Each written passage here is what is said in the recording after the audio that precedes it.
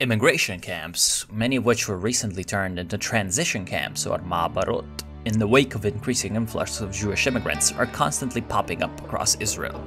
While the government did reserve as many apartments and houses as they could, even those were not enough to hold the tens of thousands of Jews that would arrive each month. Many new immigrants could live in the ma'abarot, where conditions are harsh. According to a journalist visiting Ma'abara, there were 2 faucets for everyone, about 1,000 people. The toilets had no roof and were infested with flies. We must improve the conditions there. Due to growing resentment with government policy, the new Olim are looking for an alternative to Mapai.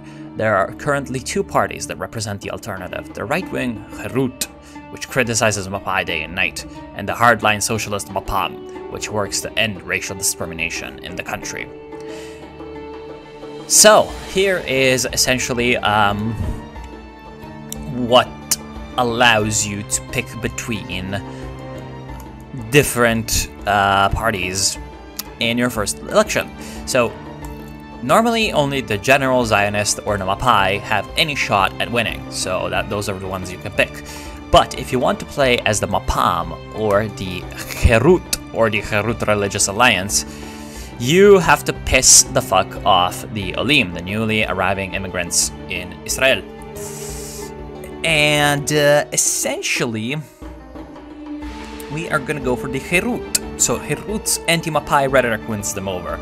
Although, it does make a little bit more sense that they would maybe go for socialist, but whatever. Both were possible. In fact, in the end, in like the 1970s, Herut, or the successor to Herut, which then later was succeeded by a little party called Likud, which I'm pretty sure most of you know that name, well, did manage to essentially break the traditional parties, especially the Labor, the Mapai,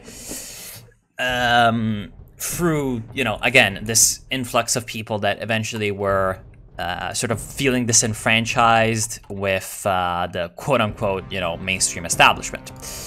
Anyway, Lausanne talks, it's about like a whole bunch of, population issues, demarcation lines, blah, blah, blah, blah, blah.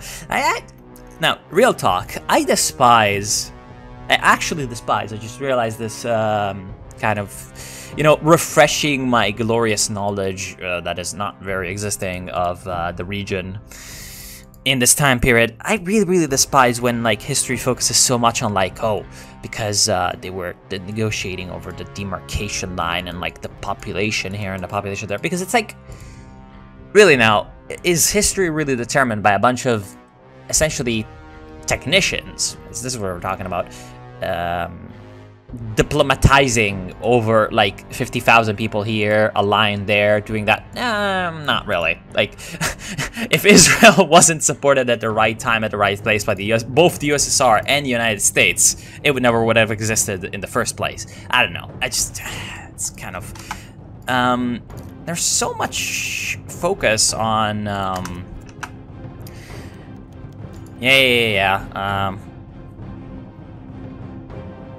yes, of course. There's so much focus when discussing, like, Israel and Palestine especially, but the Middle East as a whole in general. And, like, in general, every area that is fraught with, like, a lot of ethnic conflict that is often quite really difficult to get a, good hold of in terms of understanding what's happening, why, communities that were living relatively peacefully side by side, starting to, we could probably try doing this. Hold on, how mad are the Olim? Yeah, we could try to do an integration program, because that actually helps the state of Israel as a whole. Now, like, see, whatchamacallit, what was I even talking about?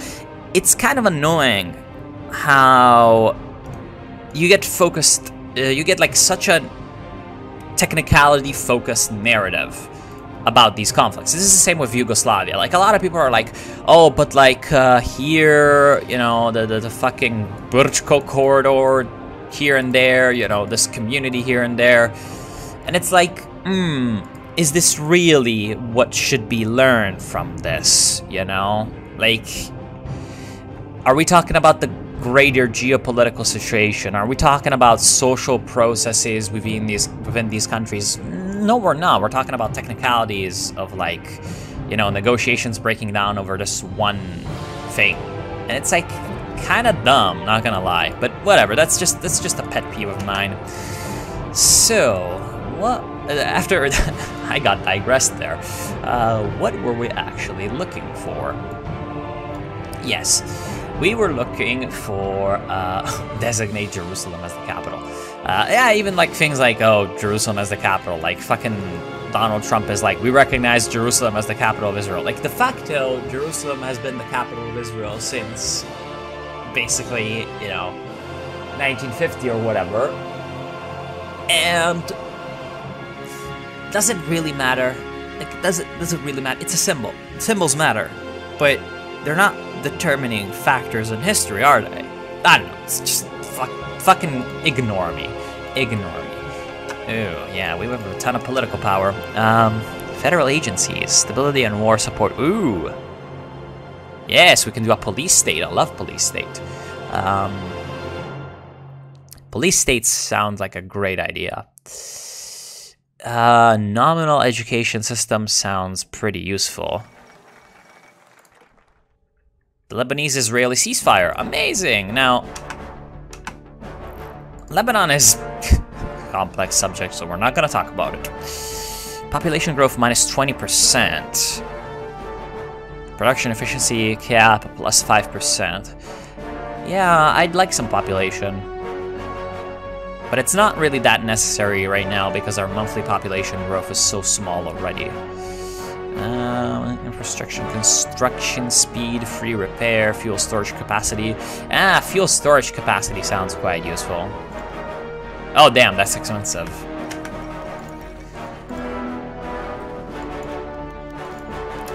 Yeah, they will have to help themselves. Jordanian dinar. Fucking Jordan, man. Wait, how expensive is this tax rate? Yeah, we're gonna have to get some taxes going. Traditional, oh, women's rights. So we currently have traditionalism plus 15%. We should probably be thinking about like equality or whatever. Because we need all the population that we can get in terms of recruitment. And, you know, having the womans be like members of society sounds like a pretty good idea. How dare woman, you know? State media sounds great. Moralism, pluralism, or secularism. Research speed minus 10%.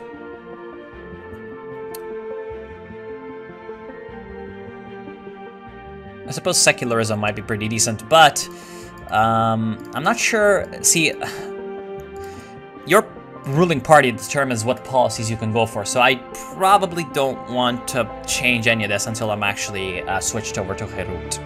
Anyway, we should probably improve our education. Alright, so now we don't have any fucking money, and we're gonna need to wait to increase our taxes. And if we want to purchase, like, anything at all of note, we're probably gonna need to take IMF loans. But, I mean, IMF loans are fine. They're honestly kind of fine. They're not, their interest is not very high. Alright.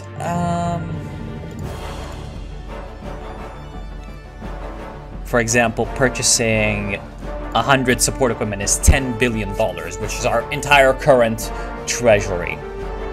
Not exactly the greatest thing. We need some APCs and some trucks.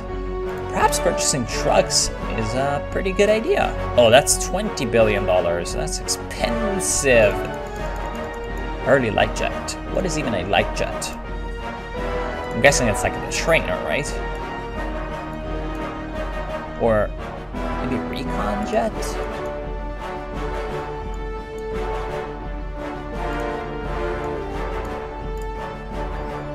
What the hell is even an early light jet?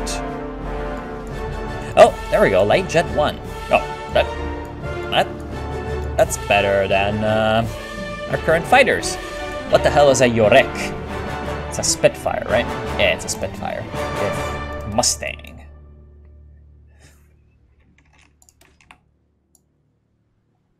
Oh no, the Mustang is actually quite a bit better. Interesting. I see what you mean. Anyway, we're gonna have to build up our armed forces because conflict with the Arabs is gonna be rather inevitable. Now, the game right now is on Hey Historical, so weird shit might just happen. Ooh, law return. Weird shit might just happen, especially with Egypt, because in the Egyptian focus tree, the historical thing is the Egyptian Revolution, which is the free officer coup, which led to founding the new China, Jiuguo. Yes. The Egyptian Revolution, as it may, is what brought Nasser to power. So the historical sort of rise of Arab socialism, pan-Arabism, Arab nationalism, whatever the fuck you want to call it. I prefer Arab nationalism with social characteristics, or fucking, I don't know. I just said the first thing that came to mind. Is through this route, you can either get Nasser consolidating power or Naguib consolidating power, leading to democracy kind of thing, which can either even lead to the oh no, Said Qutb. This guy is the first jihadist. Yes, it's the first jihadist. That's so great. Sharia, or you know, the pro-Soviet Arab socialism, pro-Soviet route. Or you can have the free officers being arrested and the kingdom of Egypt, the sort of kleptocratic rule of Farouk continuing, which would be extremely, extremely unbased, but whatever. What is actually the main source of our income? That would be something to look at. So currently our finances, we have a monthly tax income of $1 billion. Lots of shekels. And we also have 1 billion industrial income, 1 billion agricultural income, $500 million office, or, you know, tertiary, I suppose, income, 6.7 or 0.67 dockyard income. And we spend 1.70 billion. So, wait, those numbers don't add up. I'm sorry, those numbers don't add up right there. I see like 4 billion. Oh no, that's just the military cost, 1.7 billion. Okay, I see. So, industrial income is our current sort of most important source of income. So I suppose powder coating plus 5% industrial income. The industrial tech tree, as I already mentioned in my amazing mod spotlight for this mod, is pretty based, not gonna lie. And yeah, so that's the situation within Egypt. Their historical route is obviously what leads them to be more hostile towards me in the creation of the United Arab Republic with Syria, but it may not happen. Now, Syria as well is has the possibility of either going down a more pro-Egyptian route or choosing the Baghdad Pact, which was the sort of inter-Arab Cold War, which is a weird thing that was going on in the 60s, essentially, where the older pro-British Arab regimes, the Arab monarchies of especially Jordan and Iraq, supported by the Saudis, essentially, were trying to curb the influence of Egypt within sort of the greater Arab world, seeing Egypt as a dangerous force that would spread, you know, sort of Republican reformist, you know, quote-unquote socialist, although not exactly. But yeah, definitely social reformist ideas within the Arab world, and even Arab, you know, pan-nationalist ideas. That would obviously undermine the power of these old entrenched, you know, cliques. And so they formed something called the Arab Federation, which was, I believe, Jordan and Iraq. And it was a weird stuff that was, you know, meant to counter the United Arab Republic. So that is the thing that can happen with Syria.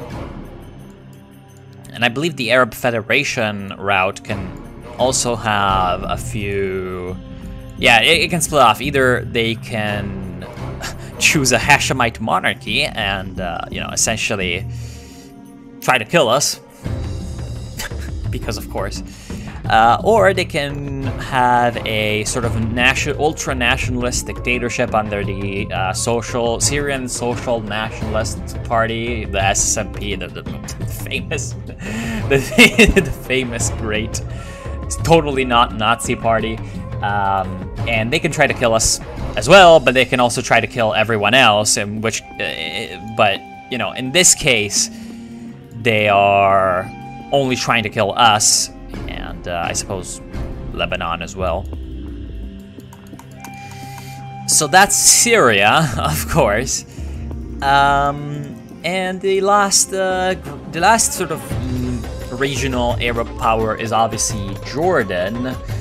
Now, Jordan can go down either the historical route, which is the abdication of Talal. Their current king, Abdullah, is going to be assassinated for, you know, sort of pursuing peace negotiations with us, because, of course, how dare you try to make peace with the Zionist Jewish enemy? Oh, by the way, this video is definitely going to get demonetized. Love it. And that can either lead to the coup of Talal, which is another sort of Hashemite leader, who can ban crabs. The Myrlurk tribe wants to know your location. The mad liberal king. Allow Jews into Jerusalem. I'm pretty sure that number needs to be reworked a little bit. We will receive $50 billion. What the fuck is going on? And he can create the Arab Federation as well. So yeah, that's like okay for us. But you can either have you can also have the abdication of Talal, and that's going to lead to the reign of Hussein, who is probably the most famous, you know, Jordanian leader, who is initially pretty anti-Jewish.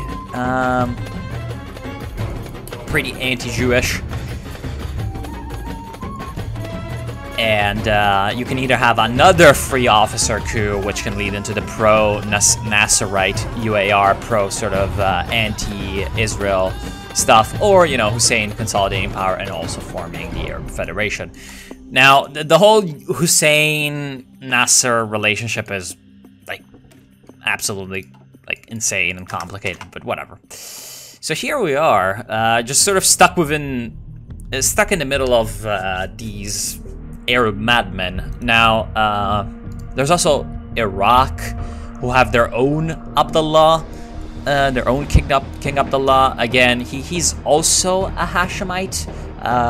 Now, Jordan and Iraq are monarchies under the essentially royal family that were the Sharifs of Mecca before the creation of Saudi Arabia, the ones that led the Arab revolt, you know, with Lawrence of Arabia, and were promised the Arab state by the British. Then they were, you know, essentially, they were cucked by the British and the French, and instead of having a united Arab state, we have a Korean War.